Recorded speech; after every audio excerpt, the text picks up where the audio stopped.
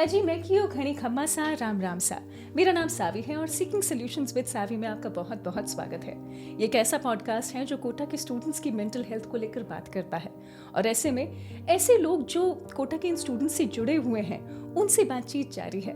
आज हमारे साथ एक ऐसे व्यक्तित्व पधारे हैं जिन्होंने न सिर्फ बच्चों को बहुत ही करीब से देखा है बल्कि वो हर रोज उन्हें गंतव्य स्थान पर पहुंचाते भी हैं। घनश्याम सुमन जी हमारे साथ में है। 58 वर्षीय घनश्याम जी ऑटो चलाते हैं और मेरे ख्याल से वो कई बच्चों को लाइफ को और करीब से देख पाते हैं। राम राम सा। राम राम सर। बहुत बहुत स्वागत है आपका। अच्छा, यूँ तो मैं जानती हूँ कि आप ऑटो चलाना शुरुआत में आपकी प्रेफरेंस नहीं थी, लेकिन लाइफ में कुछ ऐसा हुआ जिसके कारण फिर ऑटो चलाना आपने शुरू किया और धीरे धीरे इस कार्य को आपने पसंद भी कर लिया। तो कहाँ से हैं, सबसे पहले तो ये बताएं। मैं अभी तो यहीं रह रहा हूँ, कोटा में। अच्छा। श्रीनाथपुर में रहता हूँ और रहने वाला तो उम्मेदपुरा गांव है हमारा। खेती बाड़ी भी है वहाँ पे हमारी। अरे वाह, क्या बात है। हाँ, मंडाना के पास। मंडाना के पास में, मंडाना उप तहसील पड़ता है। तो कोटा कब पधारे? कोटा में यहाँ पढ़ने के लिए आया था। अच्छा। हाँ, और पढ़ते पढ़ते जब कामयाब नहीं हुआ तो धीरे धीरे नौकरी भी करी और नौकरी करने के साथ साथ उसके बाद में मेरा एक दोस्त चलाता था तो उसके साथ जाता था तो उसने धीरे धीरे मुझे सिखा दिया तो मैं चलाने लग गया। अच्छा। अब चलाते चलाते अभी तक चला ही रहा हूँ। अच्छा, क्या बनना चाहते थे तब? कुछ अच्छी सी नौकरी मिल जाती या तो कोई कलर की, उसके भी दिए मैंने लोक विकास के एग्ज़ाम वगैरह भी दिए, लोक विकास आयोग के भी। उसमें मैं पास भी हुआ मगर वो जो परसेंटेज चलती थी अच्छा। तो परसेंटेज के हिसाब से मेरी जॉब लगी नहीं। और जो 4th क्लास की जॉब तो मेरी लग गई थी, गवर्नमेंट भी लगी थी। मैं वाटर वर्क्स में भी करता था यहाँ पे। अच्छा। एसी ऑफिस में भी। तो मेरी मतलब यूँ मान के चलो कि 4th क्लास की नौकरी थी। ओके। एक चपरासी की नौकरी होती, ऐसी नौकरी थी। गड्ढे भी खुद आते थे, ये भी काम करवाते थे। तो मेरे को अच्छा नहीं लगा तो मैंने छोड़ दिया। अच्छा, और आपने कहा कि आपका मित्र ऑलरेडी चलाता था तो इस कारण आपने भी ऑटो चलाना शुरू किया। तो शुरुआत से ऑटो था या फिर खरीदा, क्या किया? नहीं, पहले तो किराया का ही चलाया था। अच्छा। थोड़े दिन एक मेरा मित्र था दोस्त, उसके भाई के चलती थी 2-3 गाड़ियाँ, तो उसकी गाड़ी चलाई। वो भी पढ़ता था हमारे साथ कॉलेज में ही, तो फिर उसने भी ले लिया था तो उसकी भी चलाई मैंने। अच्छा। तो वो तो क्या है कि अदालत के अंदर सर्विस करने लग गया। वो भी प्राइवेट ही जॉब कर रहा था, कोई वकील वेल के पास में मतलब। और मैं जो चलाने लग गया, धीरे धीरे मैंने खुद की गाड़ी बनी और लोन भी लिया। अच्छा। जिला उद्योग केंद्र से भी लोन लिया, उससे भी ली और ये गाड़ी वैसे भी ली मैंने। तो मेरे पास करीब करीब 3 गाड़ियाँ हो गई थी। अच्छा। और किराए पे भी दी। तो किराए पे तो क्या है कि ड्राइवरों ने इतना कमा के नहीं दिया, नहीं तो अगर वे चलाते और मार्केट देते तो मेरे पास बसें चलती। अच्छा, पता है मैंने आपसे ये सवाल क्यों पूछा? इसलिए पूछा क्योंकि मैं जानती हूँ कि आपने जीवन में स्ट्रगल देखी है और जब कोई बच्चा कोटा में आता है तो वो भी ना इस्टेब्लिश तो होता है नहीं और मन में ये रहता है कि हाँ, अच्छी नौकरी करने के लिए अच्छे कॉलेज में जाना होगा और ऐसे में वो स्ट्रगल उसकी भी बनी रहती है। तो कितने वर्षों से बच्चों को देखते आ रहे हैं कि हाँ, ये बच्चे जब कोटा आते हैं तो उनकी मनस्थिति क्या है? जब से यूँ मान के चलोगे, कोचिंग जो डला है जब से हम बच्चों को देखते आ रहे हैं। अच्छा। कोचिंग कोटा में हमारे सामने चले हैं ज़्यादातर। राइट। जब बच्चे कोटा आते हैं, है ना, आप तो पूरे वर्ष भर बच्चों को देखते होंगे, तो जब आते हैं शुरुआत में पेरेंट्स के साथ में आते हैं, पेरेंट्स के साथ में, है ना, क्या लगता है कि उस वक्त बच्चे की मनस्थिति क्या होती है? और क्योंकि जैसे जैसे महीने आगे चलते रहते हैं, क्योंकि हम जानते हैं नवंबर दिसंबर का वो समय होता है कि जब बच्चे थोड़े टेंशन में भी आते हैं, क्योंकि पढ़ाई का भी प्रेशर बढ़ता है और आप तो दिन रात ऐसे बच्चों को देखते हैं, तो क्या लगता है कि उन्हें किस चीज़ की टेंशन रहती होगी? देखो, बच्चे शुरू शुरू में आते तो उनको एक उमंग रहती है। हाँ, सही बात है। उमंग के साथ आते हैं पेरेंट्स के साथ में। और जब ये यहाँ देखते हैं यहाँ का माहौल तो उनको अच्छा भी लगता है। सही बात है। भाई और भी बच्चे जब देखते हैं तो भाई हम भी कुछ करेंगे, डॉक्टर बनेंगे, इंजीनियर बनेंगे, ऐसी आशा और उम्मीद लेकर ही वो यहाँ आते। मगर जब उनको पेरेंट्स चले जाते हैं बहुत सारे के, तो वे कोई उनका जो दोस्त होते हैं जो पहले से पढ़े या उनके गांव के होते हैं या उनके शहर के होते हैं, तो उनसे वे दोस्ती कर लेते हैं। ठीक है। तो दोस्ती करने से फिर धीरे धीरे उनकी दोस्ती बढ़ती जाती है। अब या तो अच्छे दोस्त मिल जाते हैं तो उनका कैरियर अच्छा हो जाता है, सही बात पढ़ने वाले दोस्त मिल जाते हैं तो उनके साथ साथ वे भी पढ़ाई कर लेते हैं। वे पढ़ते हैं तो वे भी उनके साथ साथ देख के उनको आगे बढ़ने की कोशिश करते। और अगर कोई थोड़े दोस्त नेगेटिव मिल जाते हैं, यूँ मान के चलो आप, जैसे बीड़ी सिगरेट पीने वाले आजकल क्रेज चल रहा है, तो वे भी धीरे धीरे बीड़ी सिगरेटें पीने लग जाते हैं, पढ़ाई में कम ध्यान देते और घूमते हैं, फिरते हैं, मौज मस्ती करते हैं और फिर मतलब और उनका करियर खत्म हो जाता मतलब खत्म हो जाता है। अच्छा घनश्याम जी, एक बात और समझाएं, क्योंकि अक्सर ना कोटा में ऑटो वाले भाई साहब पर बहुत आरोप भी लगते हैं कि ये बहुत पैसा लूटते हैं, है ना। ये सवाल मैं इसलिए पूछ रही हूँ क्योंकि आप सामने हैं, आपको तो इतना समय हो गया कोटा में ऑटो चलाते हुए, आपने जीवन में अपनी स्ट्रगल्स भी देखी हैं, आप जानते हैं कि पैसा ना हो तो क्या परेशानी हो सकती है। और ऐसे में जब बच्चों को देखा आपने कि हाँ ये एक लिमिटेड, उनको किसी भी जगह पर जाने के लिए अमाउंट उतना ही होता है, पर तो ये आरोप लगता है कितना सही और कितना गलत है? देखो, ये आरोप तो वैसे देखा जाए तो गलत ही है। अच्छा, क्यों भला? इसलिए गलत है कि कोटा में कोई 1-2 ऑटो तो चलते नहीं, यहाँ कम से कम 15,000 ऑटो चलते हैं। हाँ सही बात है। और एक एरिया के अंदर कम से कम 1,000 ऑटो से कम रहते नहीं। सही बात है। अगर कोई ऑटो वाला पैसा ज़्यादा मांगता है तो आप दूसरे से बात करो। अच्छा। कंपटीशन का ज़माना है। कोई 100 रुपये मांगा तो कोई 80 बताएगा, फिर कोई 80 बताएगा, किसी के जाना होगा तो कोई 60 ही बताएगा। यहाँ पे स्टेशन की रेट वैसे देखा जाए तो 150 रुपये लेते हैं। अच्छा। मेन स्टेशन की, ठीक है। और 4 नंबर पे जाते हैं तो 200 रुपये लगते हैं। अच्छा। क्योंकि 20 रुपये तो स्टैंड वाले ले लेते हैं वहाँ। अच्छा, अंदर आप लोगों जाने से भी? हाँ, ऑटो वाले से। हाँ, उनके लगेज रहता है, हाँ, उनको हम अंदर छोड़ते हैं तो 20 रुपये तो वही ले लेते हैं, उनके बचते 180 रुपये। तो वो स्टेशन से 1-1.5 किलोमीटर दूर पड़ता है। ठीक है। यूँ घूम करके नीचे फ्लाईओवर की तरफ होते हुए जाना पड़ता है। अच्छा। और 1.5 किलोमीटर ही इधर आना पड़ता है तो 3 किलोमीटर हो जाता है। तो 50 रुपये उसके स्टेशन से एक्स्ट्रा लगते हैं। और सोगरा स्टेशन जाते हैं, सोगरा भी अभी स्टेशन चलेगा तो उसके 250 रुपये लगते हैं। और लगेज ज़्यादा हो तो लगेज के हिसाब से 300 रुपये तक ले लेते हैं। ये रीजनेबल रेट है। राइट। तो लेकिन है ना, ऐसा बच्चे भी पूछते ही होंगे और हमारे मन में भी आता है कि इसमें क्या है ना, कोटा की छवि खराब होती है कि जितने लगे उतने ही बोलिए, है ना, या तो रेट कार्ड हो तो एक बेहतर काम हो जाए। देखो ऐसा है, जितने लगते हैं उतने ही तो बोलते हैं वे। 5-50 रुपये अगर कभी जैसे दिवाली है, दिवाली पे जब बच्चे जाते हैं एक साथ जाते हैं तो ऑटो कम मिलते हैं तो वे रेट बढ़ा देते हैं। रेट सब बढ़ाते हैं। और फिर क्या होता है इसमें अगर रेट बढ़ा के दे रहा है तो पर्सनल जाएगा। 50 रुपये अगर ज़्यादा दे रहा है एक्स्ट्रा तो पर्सनल जाएगा। और अगर दे नहीं रहा और अगर शेयरिंग में जा रहा है तो 50-50 रुपये में भी ऑटो वाले ले जाते हैं। 5 सवारी बढ़ ले, 6 बढ़ ले, मतलब 250-300 रुपये तक वो पहुँच जाता है। तो आपका मानना है इससे ज़्यादा नहीं है। हाँ, ऐसी बात नहीं है। और ये एग्जाम की बात, जैसे नीट का एग्जाम वगैरह होता है तो इसमें ऑटो वालों को क्या होता है, इनके पेरेंट्स भी आते हैं। हाँ, सही उनको ऐसी चिंता रहती है कि हमारे को साधन मिलेगा नहीं, तो वे 8 दिन पहले ही ऑटो को बुक कराने लग जाते हैं। तो ऑटो वालों को ये पता लग जाता है कि एग्जाम आ रहे हैं फला तारीख को और ऑटो बुक हो रहे हैं। तो कोई 1000 मांगता है, कोई 1500 मांगता है, इससे ज़्यादा तो मांगता भी नहीं है। 1000, 1500, 2000 रुपये तो उनसे लेते हैं।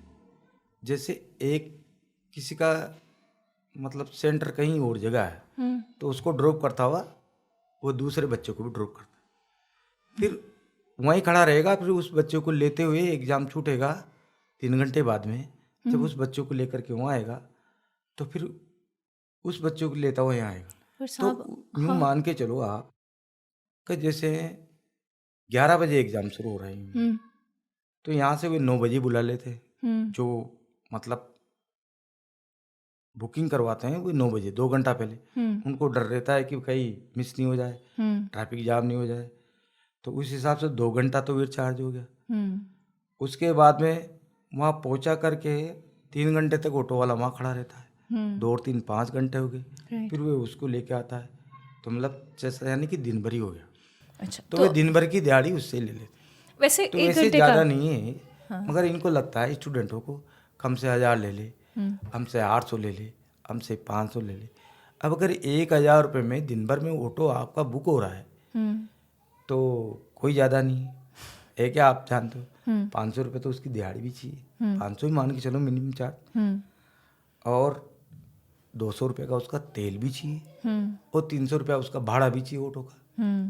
किसी का भाड़ा कहो तो राइट 1000 रुपया होगा ना, तो 1000 रुपया कोई ज़्यादा नहीं है, उन्होंने बुक कराया। हाँ नहीं, आपकी बात अपनी जगह सही है, पर देखिए जिसको भी जाना हो और एकदम से उसे 1000-2000, और देखिए आप तो हो सकता है कि एक सीधे व्यक्ति हो जो सही चार्ज करने की सोच रहे हम हैं, तो क्योंकि ईमानदार है ना, पर क्योंकि अगर कोई ईमानदारी से ना करे तो क्योंकि नाम तो सभी का खराब होता हाँ होता है ना, तो ऐसे में ऐसे ऑटो वाले भी होते हैं भाई साहब जो लोग ऐसे भी होते हैं, कोई कोई ऑटो वाला ज़्यादा भी मांगता है, तो आप उनको चाहिए कि भाई और भी ऑटो खड़े हैं, उनसे बात कर लें अपन, कम लेने वाले के साथ चल जाए, या शेयरिंग में कोई जा रहा है तो उसके साथ चल जाए, और कम में हो जाएगा। सही बात है। नहीं तो अभी तो आप देखोगे कि ऑटो वाले की ऐसी कंडीशन हो रही है कि कहीं पे भी जाओ 10 रुपया, केसुपुरा से रोडाम जाओ तो 10 रुपये लेते हैं, अच्छा।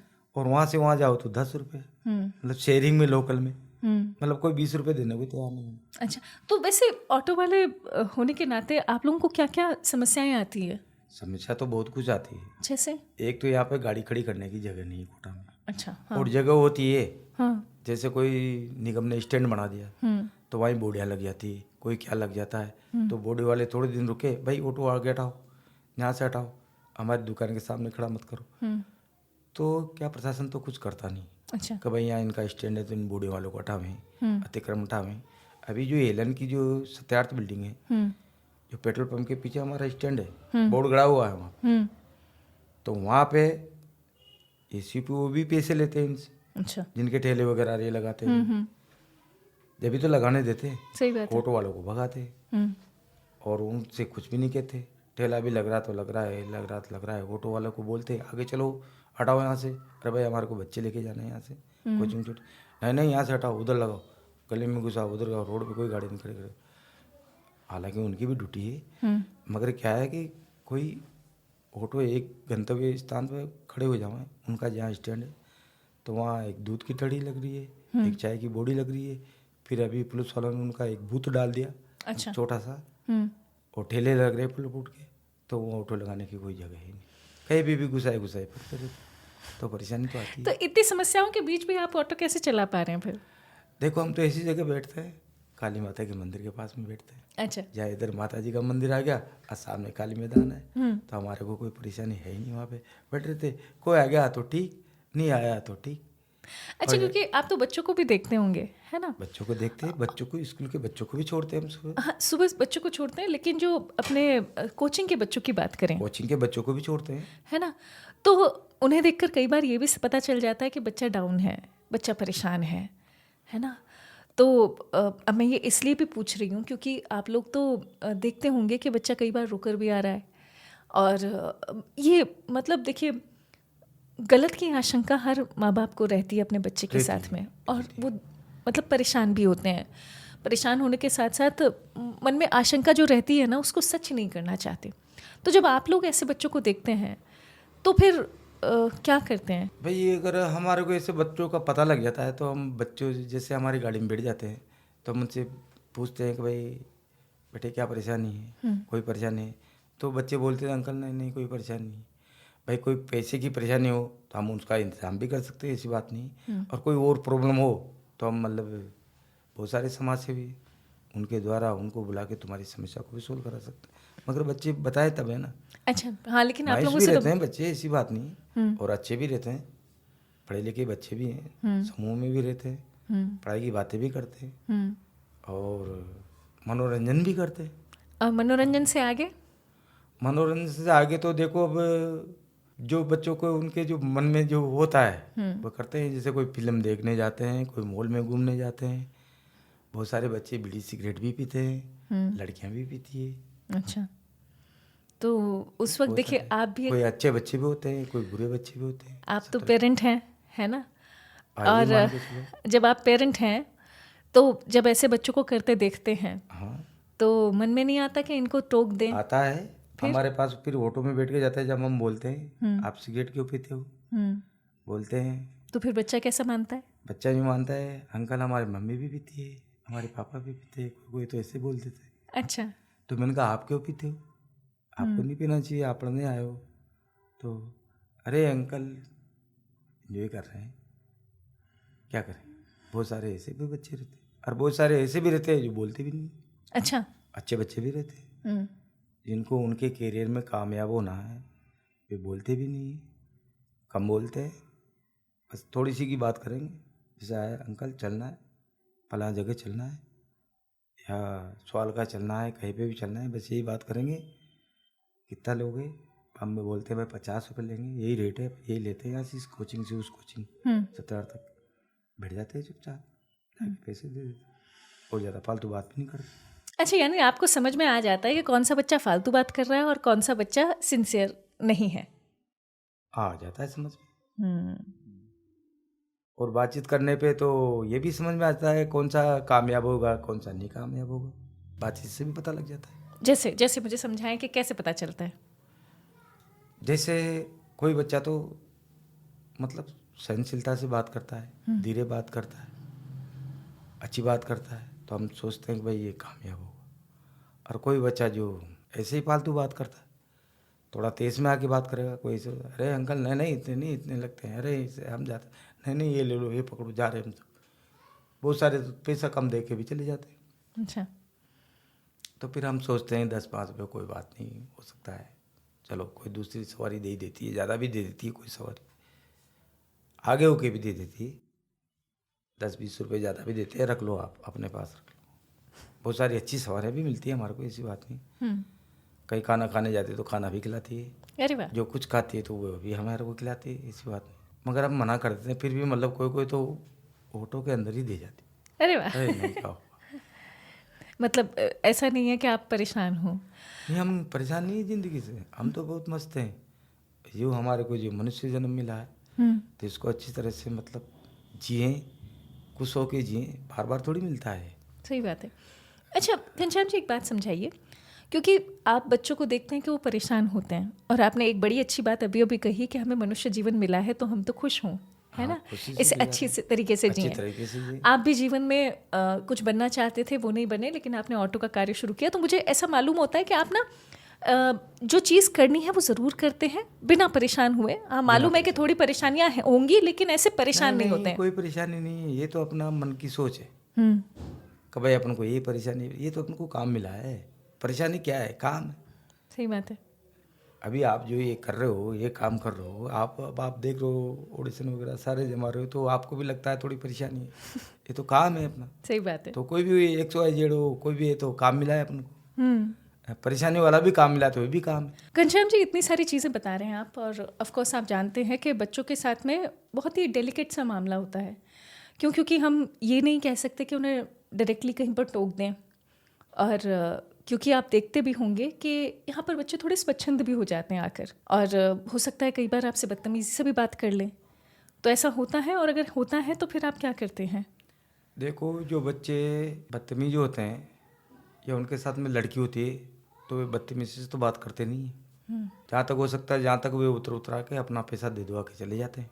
अच्छा और जो ज़्यादा ही बदतमीजी पे आता है तो हम कहते हैं क्यों माँ बापों के पैसे बिगाड़ रहे हो। सर, क्योंकि हम ऑफ कोर्स ये बात कर रहे हैं कि बच्चे जो होते हैं बहुत ही एक डेलिकेट उम्र में यहाँ पर आते हैं, और ये मान लीजिए कि उस वक्त सही और गलत की समझ उनमें हो, ये ज़रूरी नहीं है।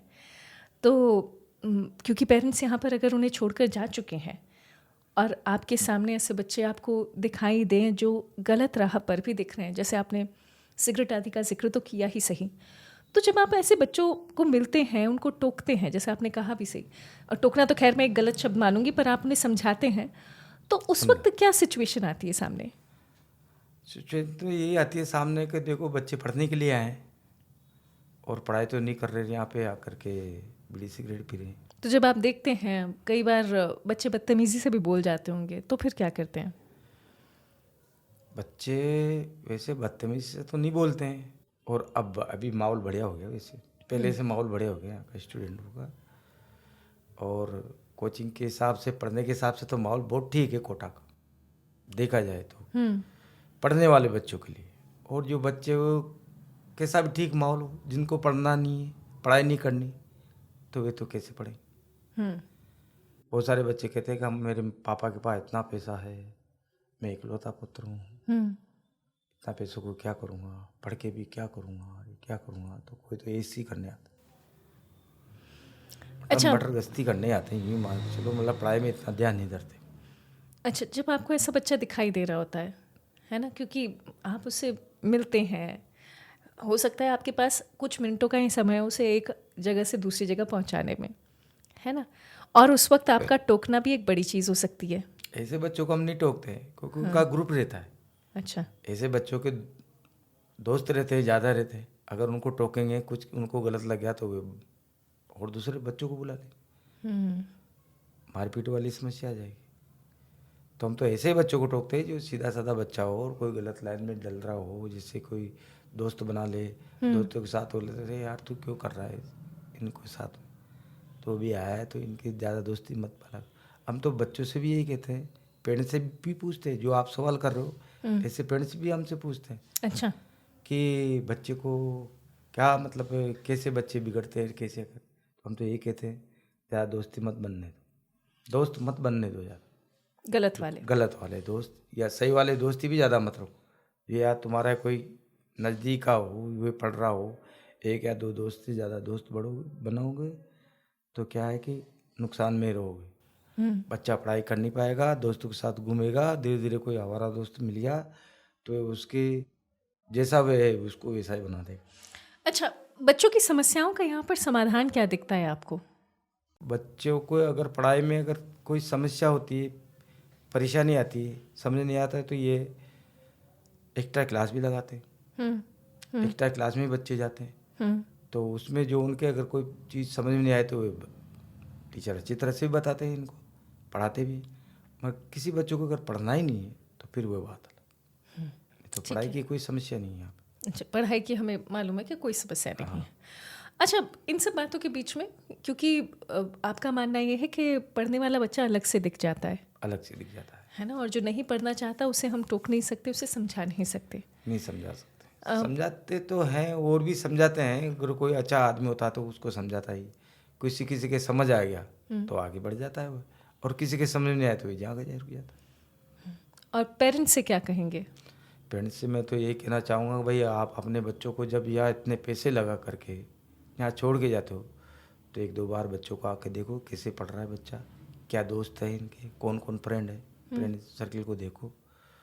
और या नहीं देख पाओ, आपको भी अगर बिजनेसमैन हो या कोई ऐसी जॉब है जो आप आ नहीं पाओ या दूर दराज रहते हो तो करीब करीब 2 बार तो फ़ोन से बात करो इससे बच्चों से भी करो, जहाँ रहता है, जहाँ उनके हॉस्टल के मालिक वगैरह या जो भी वार्डन वगैरह हो उनसे करो, भाई हमारा बच्चा कैसा है क्या है।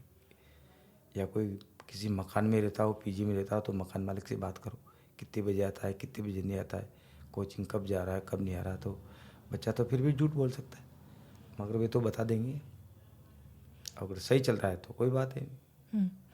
चलिए, इन्हीं सब बातों के साथ ही मैं एक छोटे से रैपिड फायर की ओर बढ़ती हूँ, जहाँ पर हम छोटे छोटे सवाल पूछेंगे और आपको फटाफट से आंसर देना है। ठीक है, शुरू करें? करो। कोटा में सबसे बढ़िया कचौरी कहाँ मिलती है? कोटा में सबसे बढ़िया कचौड़ी तो अभी रत्न कचौड़ी वाले की सबसे बढ़िया रत्न। अच्छा, नया बच्चे पड़ा के अंदर। सबसे ज़्यादा कहाँ से कहाँ तक जाते हैं?